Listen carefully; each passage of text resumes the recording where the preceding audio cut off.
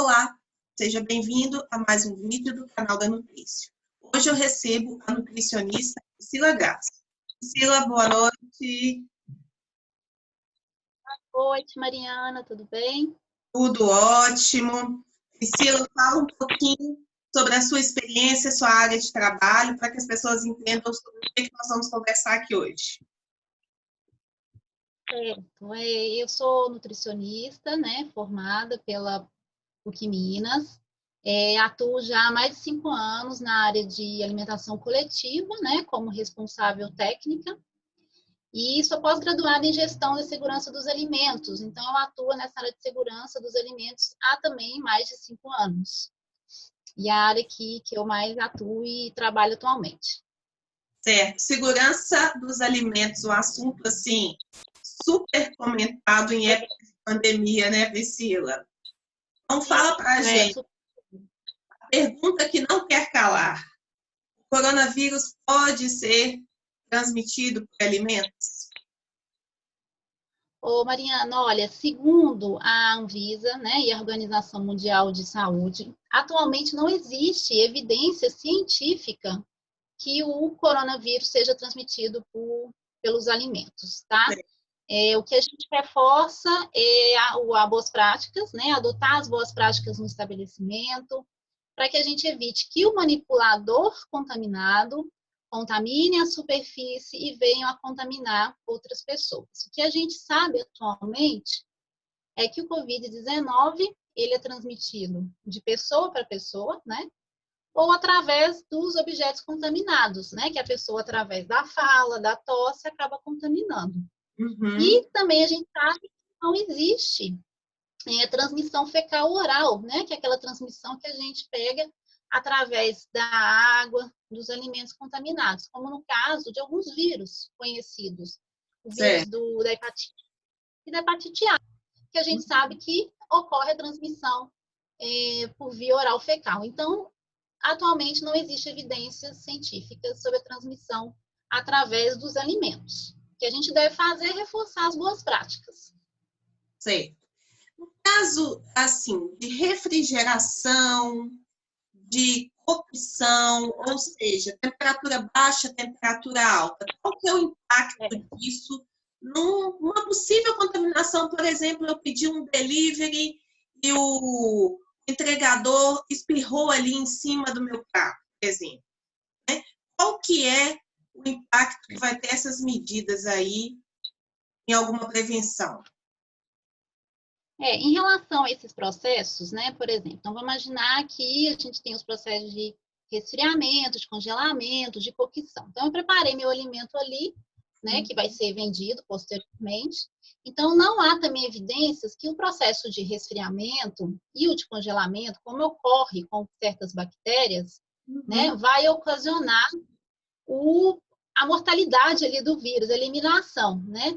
Então, assim, a gente sabe que ele pode sobreviver, né, em horas ou em dias em certas superfícies, isso já está comprovado, né?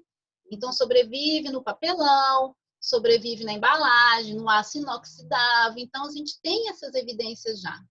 E que ele é altamente eliminado, né, com o processo de higienização, né? Porque o vírus, a gente sabe que ele é formado por uma cápsula proteica e que ele é lipossolúvel, então ele dissolve facilmente com o processo de sanitização, né? O sabão, um sanitizante ali, um detergente, então que vai eliminar ele facilmente da superfície. Então, quando a gente recebe um produto, né, que foi manipulado e o manipulador, como você falou, espirrou ali na embalagem, então eu vou receber aquele produto, eu vou, provavelmente meu alimento vai estar protegido numa embalagem, né? Então eu vou abrir aquela embalagem, sanitizar minha mão, né? Antes de pegar o meu alimento, então eu passo um álcool gel, lavo minha mão com sabão e água, para daí eu pegar meu alimento e descarto aquela embalagem.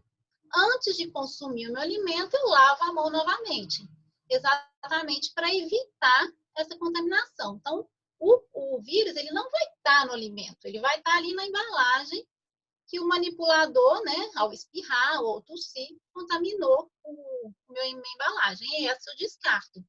Então, é a lavagem das mãos que a gente tem que fazer antes do recebimento do delivery e depois, quando eu for consumir meu alimento, eu lavar a mão novamente. Porque a gente sabe que o vírus, ele é um parasita, né, intracelular obrigatório, então ele vai precisar de um hospedeiro para poder desenvolver. E o alimento, como a gente já falou, não é fonte de hospedeiro para ele, né? Então, a gente lavando as mãos, a gente vai estar eliminando a chance de contrair, né? De ingerir, de pegar nos olhos, na boca e contaminar com o vírus. Certo. Assim, esse assunto, Priscila, ele veio muito à tona agora, mas se a gente for pensar, a gente já fazia uso de delivery de alimentos há tanto tempo, né? E assim, Exatamente. exatamente, ou seja, outros tipos de parasitas poderiam contaminar nosso alimento da mesma forma, né? Ali nas embalagens, como você explicou. Então, assim, quais seriam os cuidados que a gente teria que tomar de uma forma mais assertiva aí na hora de fazer pedido de alimento, principalmente? Então, na hora, isso que você já falou, essa questão da contaminação já não é novidade, né? Igual você comentou, a gente já convive com isso há muitos anos, né? A gente tem que ter essas boas práticas de higiene para tudo na nossa vida. Então, não é só porque agora a gente está vivendo uma pandemia que a gente vai focar, né, só no coronavírus, porque a gente tem outras doenças que podem ser transmitidas, né, tanto pelo ar, pela mão contaminada, quanto pelo alimento. Então, a gente não pode esquecer sempre de adotar essas boas práticas. Então, o que a gente fazer? Pede delivery, então a gente tem que ter cuidado, né? Quando o alimento, por exemplo, vai fazer o pagamento, né? Preferir fazer o pagamento na forma online, porque aí você não vai manipular com dinheiro, né? Que é uma fonte de contaminação. E aí, priorizar sempre isso, né? O pagamento online, chegou o seu produto em casa, a gente vai fazer todo aquele processo que a gente já falou, de higienizar as mãos e tudo. Isso vale para a empresa também, né? A gente tem que lembrar o entregador que vai vir nos entregar, a empresa que contratou um serviço terceirizado. Então, é importante conscientizar, fazer o treinamento, né? E falar da importância do motoqueiro, ou seja, o entregador que vai vir a pé, seja ele da forma que ele vier, ele também tem que adotar essas boas práticas, né? De passar álcool em gel nas mãos, usar máscara, exatamente para quando o produto chegar até a nossa casa, a gente diminuir ali o risco de ser contaminado e tudo mais. Então, o processo ele começa lá na cozinha, da onde ele é produzido, né, para poder ser entregue ao consumidor final na sua casa. Então, é um processo em cadeia, né, que a gente fala. Começa lá na produção, com as boas práticas de fabricação, até chegar na casa do consumidor. Certo. Priscila, nós sabemos que algumas cidades começaram a flexibilizar um pouco a questão do isolamento e que, com isso, né, se tudo ocorrer de uma forma como está sendo esperada, existe uma tendência à abertura de outros setores, como, por exemplo, o setor de alimentos, né? Talvez aí um momento mais futuro. Você acha que os gerentes, os empreendedores dessa área de alimentação coletiva, eles estão preparados para essa demanda? Ou seja, essa nova realidade aí que nós vamos ter que enfrentar por um bom tempo, pelo menos até quando a gente tiver vacinação disponível para todo mundo? Mariana, eu vejo assim, que, igual eu te falei, as boas práticas, a gente tem uma resolução, né, que é a 216 de 2004 da Anvisa, que preconiza exatamente isso, né? Então, você vê, 2004 não é uma resolução nova, né? Já tem muitos anos, então, assim, que preconiza as boas práticas de fabricação. Então, isso não é uma novidade para esses comerciantes e para os setores alimentícios. O que acontece agora nesse momento é que vai ser necessário reforçar, né, essas boas práticas ainda mais, porque a gente está tendo um consumidor muito mais curioso, muito mais atento, né? Então a gente vê que o perfil do consumidor que vai ir lá no restaurante consumir um alimento, né, ele está mais atento. Então, ele sabe, porque a gente vê o tempo todo, que tem que manter distância na hora de sentar numa mesa, a gente sabe que tem que higienizar as mãos. Então, o próprio consumidor, eu acredito que ele vai cobrar do proprietário essa questão das boas práticas. Então, eu vejo como um momento dos proprietários terem mais conscientização. Coisa que a gente percebe muito, que antes da pandemia a gente não via muito isso, né? Muitos proprietários não tinham essa preocupação. Então, a gente ia lá, apresentava um serviço, olha, eu sou nutricionista, trabalho na área de alimentação, não davam importância, né, para essa questão da segurança dos alimentos. Então, não davam atenção, não preocupavam. Então, assim, a dificuldade de você treinar um manipulador para poder higienizar as mãos, isso era visível. Então, acho que a partir de agora, esse caminho vai se abrir, né? Eu acho que a percepção deles vai ser mais ampliada e ele vai conseguir trabalhar melhor nisso, porque o próprio consumidor ele vai cobrar e vai querer consumir um alimento que seja seguro em condições higiênicas sanitárias. Certo.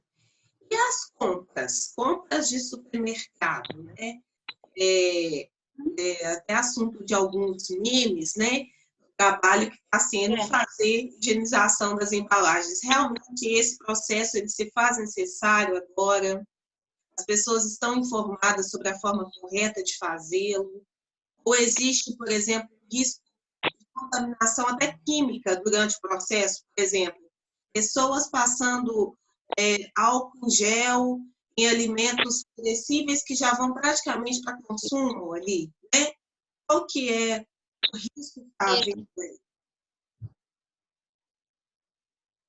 Essa questão, ela é muito complicada.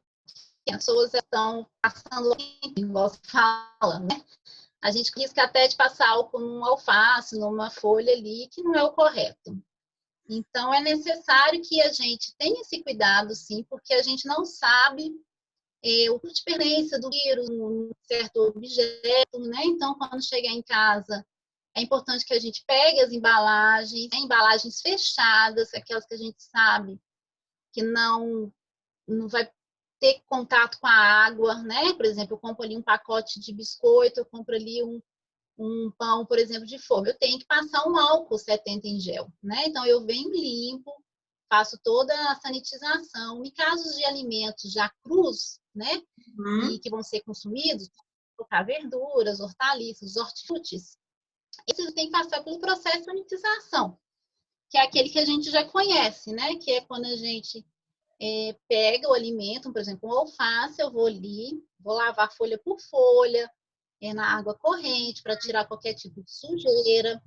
Aí depois eu vou remover as partes, né, que estão ruins e colocar numa solução clorada, pode ser sanitária, né, com a proporção de uma colher de sopa para 1 litro de água, é sempre 1 para 1. Então eu deixo ali imerso por 15 a 20 minutos. Passado esse tempo, eu vou enxaguar na água corrente e aí vai estar pronto o meu consumo. Então, isso vale para todos os tipos de hortifrutis que a gente vai consumir, né? Seja na forma crua, na forma que a gente vai depois ali cozinhar, é importante que a gente faça isso. Agora, as embalagens, o mais adequado que dê para a gente passar é um álcool em gel, porque a gente não sabe ainda o tempo de sobrevivência, né? A gente não conhece ainda esse vírus. Então, é importante que a gente tenha esse cuidado, sim, um cuidado a mais quando vier do supermercado com esses tipos de embalagens. Certo. Priscila, eu recebi algumas questões aqui, 2 delas eu vou olhar e uma eu já guardei para te perguntar, que é sobre ovos, né? Porque nós trabalhamos muito com a ideia de não lavar os ovos muito antes, né, de utilizá-los.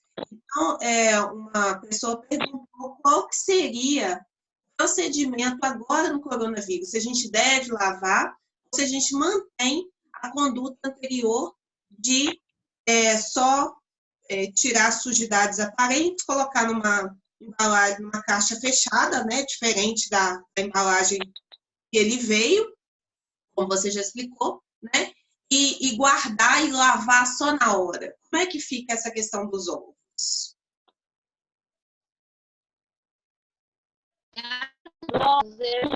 os ovos lavados, mas eles estejam ali dentro da caixa, né? A gente vê muito um VP, a gente vê sujeira na rua, então a gente não deve lavar. Então, comprou os ovos no supermercado, e a gente deve manter ele na geladeira, né? O apropriado, igual uma o apropriado é você colocar eles abaixo, fechada, na prateleira do meio da geladeira, ele vai ficar ali naquele lugar. Quando você consumiu, aí sim você lava o, tá? Por que acontece isso? Porque a gente sabe que ele é formado por uma cápsula, né? Também ali que protege. É uma camada bem fininha que vai proteger o ovo contra a invasão de micro-organismos, de bactérias, né? Que podem penetrar ali naquele ovo. Então, se eu lavo aquele meu ovo assim que eu compro e retiro, eu vou acabar tirando essa película protetora. Então, ele vai ficar susceito a ter a invasão de micro-organismos. Não é isso que a gente quer. Então, por isso que não é recomendado lavar antes do consumo. Então, sim, depois, na hora que a gente for consumir. E armazená-lo adequadamente na geladeira. Tá. As pessoas que cozinham, os manipuladores domésticos, especialmente aqueles que cozinham para grupos de risco, né? Cozinham para um idoso, por exemplo. Eles têm que tomar algum cuidado especial durante a manipulação do alimento na cozinha doméstica para evitar a contaminação? Na cozinha doméstica, eles, né, não adotar as boas práticas, Mariana, não tem como. Não precisa usar máscara, não precisa usar luva, né? A gente sabe que não é obrigatório na legislação o uso desse tipo de equipamento. Então, o que tem que fazer é higienizar as mãos antes de começar a fazer um alimento, tá? Evitar de tocar nariz, boca na hora que estiver preparando.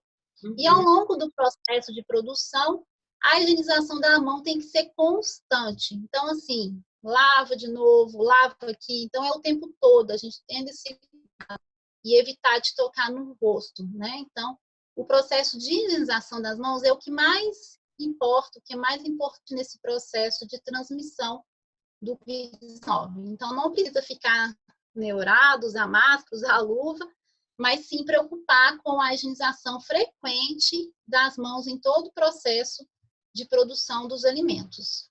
Certo.